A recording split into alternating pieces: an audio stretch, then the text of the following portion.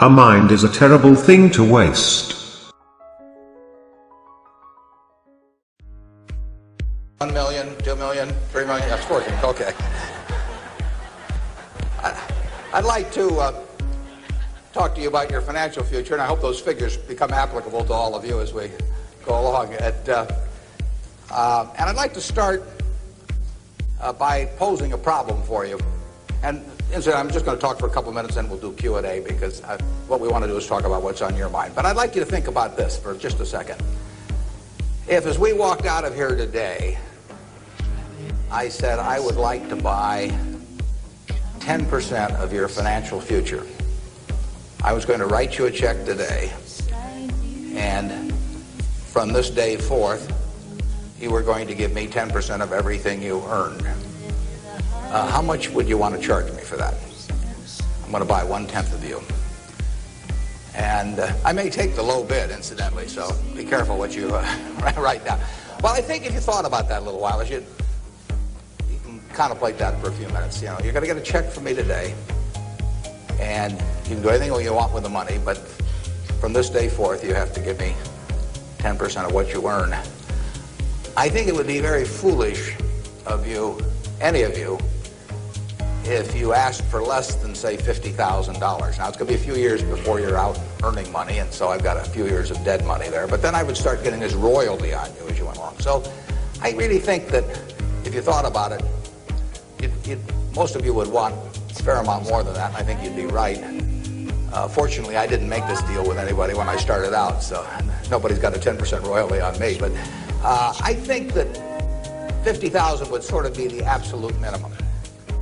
And if you think about that, that means that right today, you are worth $500,000 because if 10% of you is worth $50,000 in cash today, your potential is worth a minimum on a 100% basis of $500,000. That is the big financial asset you've got.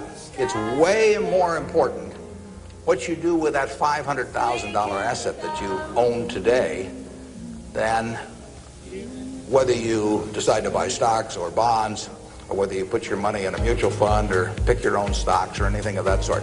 The biggest financial asset that you have going for you by miles is the value of your own earning power over the years.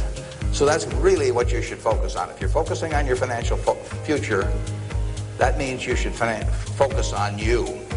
Because whether your 10% is worth $50,000 or $100,000 or $300,000, which would be $500,000 or $1 million or $3 million for all of you, whether it turns out to be one or the other is really dependent in a very large part on what you do in the next few years. All of you in this room have the brains to do extremely well in life. You've all got the energy to do extremely well in life, and then the question is, how do you apply it? If you've got a 200 horsepower motor, you get 200 horsepower out of it, you get your full potential, or do you get 100 horsepower or 50 horsepower? Now, there's two things that can hold you back in getting the full horsepower out of your engine, whatever it may be. All of you have big enough engines. And one of those is a lack of education, but that probably isn't going to happen to very many people in this room. If you did have a lack of education, if you didn't have a chance to get a decent education in life, it wouldn't make any difference what that potential was, because you'd never unlock it. But the second most important thing, and equally as important, is in terms of the habits that you develop, in terms of what you do with yourself. When we hire people, we look for three qualities. We look for integrity, we look for intelligence, and we look for energy. But if they don't have the first one, integrity, the other two will kill you. Because if you're hiring somebody without integrity, you really want them to be dumb and lazy, don't you? I mean, the last thing in the world you want for them is to be smart and energetic. So smart and energetic only goes with integrity. But the nice thing about you make your own decision on that. You can't change your IQ or how far you can throw a football or how high you can jump or the color of your hair very easily. But you can elect to have integrity that matches anybody else's. And if you match that with intelligence, which you have, and energy, which you have, you will get an extraordinary result, and you'd be very foolish to sell me 10% of yourself for $50,000. On the other hand, if you don't match it with that, your potential will in a significant part, go unused. And I'll give you a little simple test to apply in terms of thinking about the kind of habits you want to develop, because you can have any habits you want to be. You can be lazy, you can be prompt, you can be late, you can be honest, you can cut corners. I mean, you have all these choices, and those are choices for you to make. Nobody else is going to make them for you. And I would suggest that you play this little game with me too. Think about the person you would most like to be in life. So maybe it's one of your contemporaries, maybe it's somebody a little older, but pick out the person you admire the most, the person that you'd change places with if you could. And then write down why you admire them. Just put it on a piece of paper.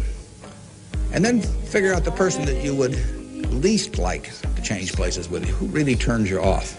Who do you find repulsive?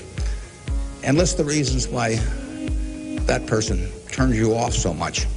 And put those down on the other side of the paper. And then look at that list.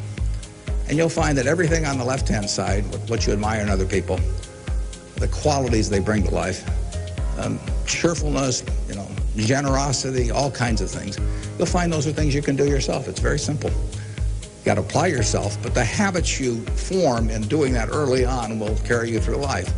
And on the other hand, you'll find that the things that make people repulsive, selfishness, obnoxiousness, all these things, egotism, are things that no one has to have. If you find those in yourself, you can get rid of them as long as you get rid of them early. So all I suggest is that you write down a list of what you admire, what you find contemptible, and decide that the ones on the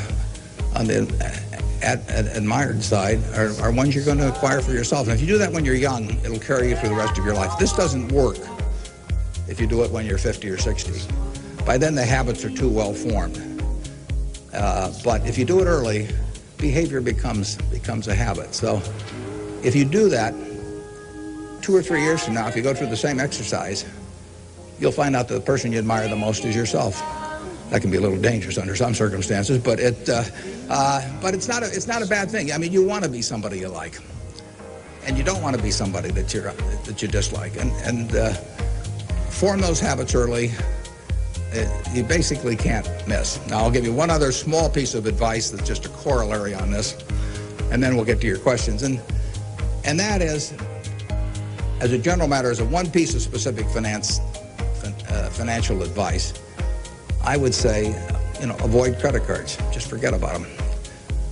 We're in various businesses that issue credit cards. The American public loves credit cards. But if you start revolving debt on credit cards, you're going to be paying 18 or 20%. And you can't make progress in your financial life going around borrowing money at 18 or 20%.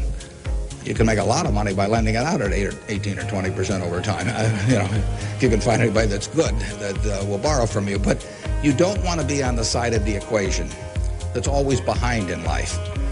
I was lucky. I'd saved about $10,000 by the time I got out of school. That $10,000 was really worth millions I might have earned later on, because after you get a family and everything, the expenses roll in. But those were my tools to work with, but it was only because I was ahead of the game. If you're behind the game by $10,000 at some point and paying 18 or 20% interest on it, you will never, you'll never get out of it. So the trick, I've got a partner that says, all I want to know is where I'm going to die, so I'll never go there. And that's true in financial matters as well. You want to figure out where you don't want to be ahead of time and avoid that. And I get about a dozen letters a day from people who are having terrible problems. And there are two reasons why they have terrible problems. One is a number of them have had health problems of some sort. I mean, they have really been hit by or somebody in their family has been hit by some kind of catastrophic illness. And that is it's a terrible thing to happen to any family. And they run up bills they can't pay. And really only society can solve that one in terms of protecting people against that. That's just plain bad luck. But the other one is from people who run up credit card debt, and they're facing bankruptcy, or they've been through bankruptcy once before, and they owe a whole bunch of money, and they can't even pay the interest, let alone pay any principal. And half of my letters come from people like that, and that problem is avoidable.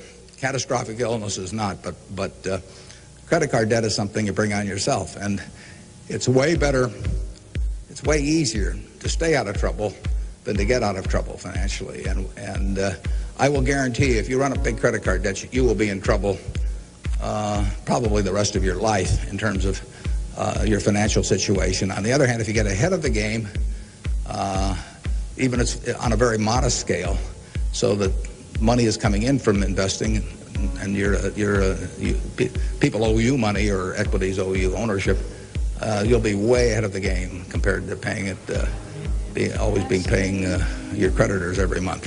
So my advice to you is, if you can't pay for it, don't buy it, and get yourself in a position where you can pay for anything.